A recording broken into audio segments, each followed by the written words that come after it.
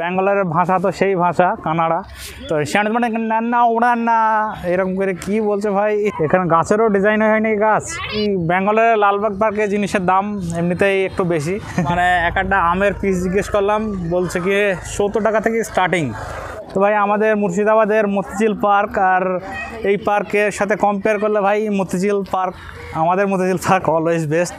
এটা হচ্ছে কি ওয়াচ, দেখতে পাচ্ছ ঘড়ির কাঁটা ঘুরছে, আর এটা সেকেন্ডের কাঁটা, আর ওই দুটো বড় বড় কাঁটা। এখন 4টে বেজে ওই 10-15 মতো, তো সেই রকমই টাইম দেখাচ্ছে।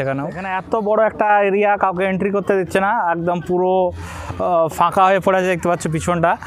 ব্যাঙ্গালোর সেন্ট জন হসপিটালে ফাইনালি আজকে আমাদের ডাক্তার দেখানো কমপ্লিট হলো। সেই কারণে আমরা ভাবলাম এই পাশে একটা লালবাগ পার্ক আছে, এখান থেকে 6 কিলোমিটার দূর, তো সেখানে আমরা বেরিয়ে পড়লাম বিকেলে। সেন্ট জন হসপিটাল থেকে লালবাগ পার্কের অটো ভাড়া নিল 120 টাকা। তোমরা একটু বার্গারিং করে নেবে, না হলে কিন্তু ঠকে যাবে।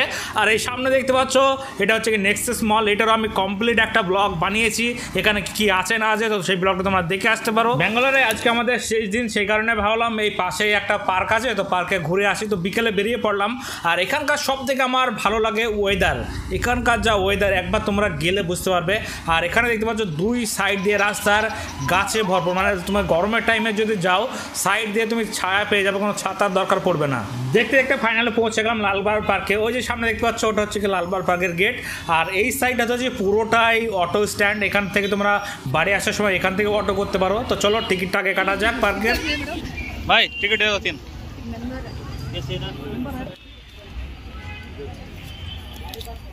তো এখানে পার হেড টিকিট হচ্ছে কি 30 টাকা করে, 6:30 পর্যন্ত খোলা থাকবে। তো চলো দেখি ওভারঅল। দেখতে পাচ্ছ মাথার উপর দিয়ে পুরোটা গাছে ভর্তি, আর আব্বা মা সামনে যাচ্ছে হেঁটে হেঁটে। তো চলো দেখি পার্কের ভেতরে কি কি আছে না আছে। এই দিকটা পুরোটাই ফুল গাছে ভর্তি। পার্কে ঢুকে ঢুকে এই দিকটা পুরোটাই খাবারের স্টল আছে বসে একদম ওই লাস্ট পর্যন্ত। আর এই যে উপরে একদম পাহাড়ের মতো একটা কী জিনিস বুঝতে পারছি না, তো ওখানে যাব। আর এই এলাকাটা পুরোটাই ফাঁকা একদম।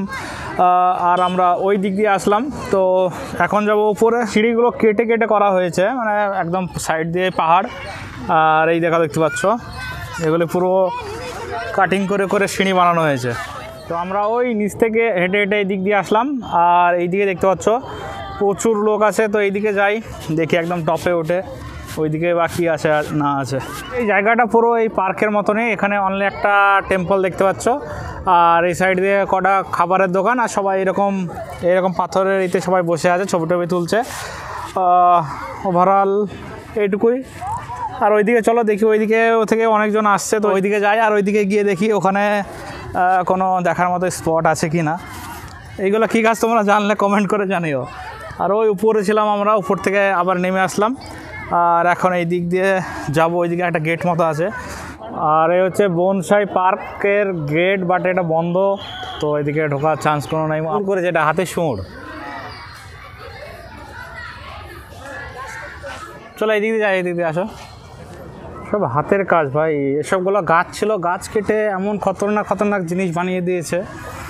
এই যে দেখতে পাচ্ছ একটা কাঠের গুঁড়ি দিয়ে বানানো, এটা ওই দিকে আছে কুমির, মানে কাঠ দিয়ে কুমির, মানে গাছগুলো ফেলেনি, যেখানে যা কাজ এখানে একটু নষ্ট হয়ে গেছে, মেনটেনেন্স সেরকম নাই, সেই কারণেই।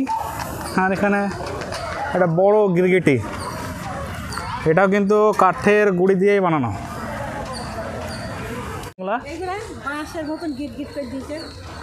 হ্যাঁ, এবার কি সেরকম রডের বিশাল টেকনিক। তো এইটা মেন গেট মনে হচ্ছে। চলো আই মেন গেটে, অনেক বড় এরিয়া, এটা এন্ট্রি নাই।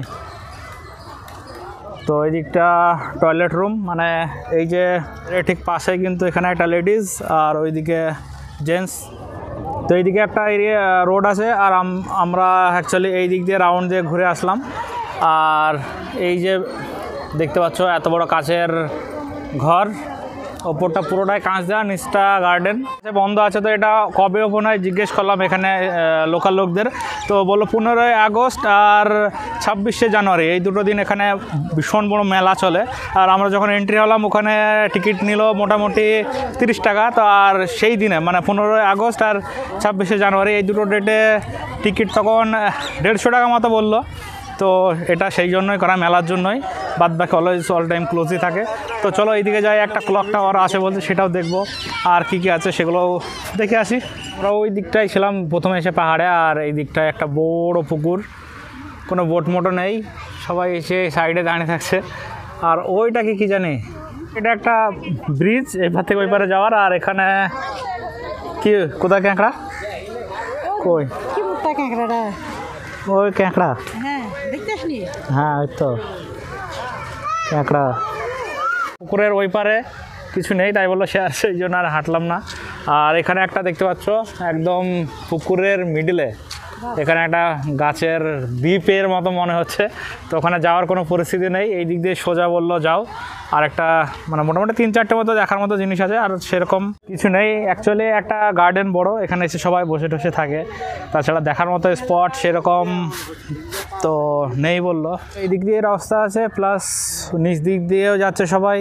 তো এই দিক দিয়ে আস্তে আস্তে মনে হয় ওই দিক দিয়ে নিচ দিয়ে আসবে। তো চলো যাই ওই দিকে। নতুন জায়গা হলে যা হয়, মানে এটা তো আর আমাদের মুর্শিদাবাদের মতিঝিল পার্ক না যে একদম A to Z চেনা আছে। তো এরকম গাড়ি ভাড়া করে সবাই আসছে, মানে যে যে জায়গাগুলো দেখার মতো সেখানে স্টপেজ করে দেখে টেকে আবার এই দিক দিয়ে রাস্তা আছে, সোজা ওই দিক দিয়ে নিয়ে যাচ্ছে।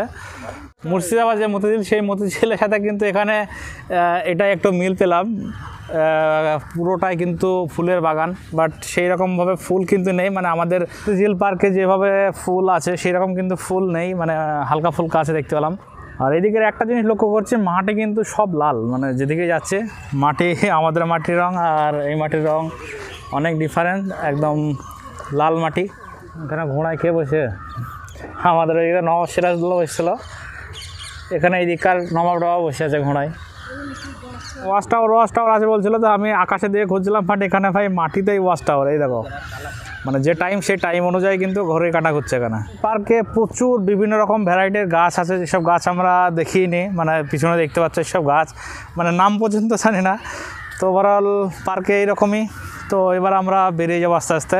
এটাও একটা গার্ডেন, ওখানে দেখতে পাচ্ছ পাখির খাঁজ তৈরি করা হয়ে গিয়েছে, গাছও লাগিয়ে দিয়েছে, ওই রকম স্টাইলেরই গাছ হয়ে যাবে। ওইদিকেও একটা পাখির মতো স্ট্রাকচার বানিয়েছে। আর এটা হচ্ছে কি, এটা একটা মিনি গার্ডেন, মানে গার্ডেনের ভেতরে গার্ডেন, দুই দিক দিয়ে গাছ, আর এই দিকটা হচ্ছে কি পুরোটা গাছে ভর্তি গার্ডেন। ওই যে সামনে এই দিক দিয়ে এসলাম, তো ওই দিকেই যাচ্ছে প্রচুর লোক, মানে এই পার্কে চারি সাইড দিয়ে এখন সব তৈরি করছে। এই ফোয়ারাটাও বন্ধ এখন। তো এখানে ব্যান্ড স্ট্যান্ড লাগা আছে, কী ভাই এটা মানে বুঝতে পারছি না, মানে এগুলো অ্যাকচুয়ালি অকেশনের সময় ওপেন হয় মনে হয়। তো ব্যাঙ্গালোরের পার্কে আমাদের সাইড দিয়ে যারা যাচ্ছে তারা এরকমভাবে কথা বলছে, এমনি আন্না। আমরা ভাই চুপচাপ তাদের দিকে দেখছি আর শুনছি, ভাই কিছু করার নাই। তো আমরা যখন এসলাম তখন বাজছিল মোটামুটি 3টে 3:30 মতো, আর এখন মোটামুটি বাজে 4:30। তো কত ভিড় দেখো, যত কিন্তু সন্ধ্যা হচ্ছে ততই কিন্তু ভিড়ের জনসংখ্যা, প্রচুর লোক আছে ওইদিকে। পার্কে ঢোকার সময় ওই দিক দিয়ে ঢুকেছিলাম, আর এই দিকটা হচ্ছে কি বেরোনো, আর ওই যে উপরে টেম্পলটা দেখা যাচ্ছে, আর এটা হচ্ছে কি এক্সিট পথ। তো ভাই আমাদের মুর্শিদাবাদের মতিঝিল পার্ক আর এই পার্কের সাথে কম্পেয়ার করলে ভাই আমাদের মতিঝিল পার্ক অলওয়েজ বেস্ট, কারণ সেখানে গিয়ে একরকম আলাদা ফিলিংস আছে, বাট এখানে ভাই জমছে না, সেই রকম জমছে না। তো ওভারঅল এইটুকুই ছিল আজকের ঘোরাঘুরি। এবার আমরা সোজা আবার হসপিটালের ওখানে যাব। তো তারপরের দিন আবার আমাদেরকে বাড়ি ফিরতে হবে। তৎকাল টিকিট আজকে হয়নি বলেই আজকে আমরা বিকালে চলে আসলাম এই পার্কে ঘুরতে। তো এইটুকুই ছিল আজকের মতো ব্লগ। যারা আমার পেজে একদম নতুন, পেজটি অবশ্যই ফলো করে রেখো, আর যদি তোমরা ইউটিউব থেকে দেখে থাকো অবশ্যই চ্যানেলটি সাবস্ক্রাইব করে রেখো, আর বেল আইকনটা প্রেস করে রেখো, তাহলে এরকম যখন ভিডিও ছাড়বো তখন একদম প্রথমে নোটিফিকেশনটা পেয়ে যাবে।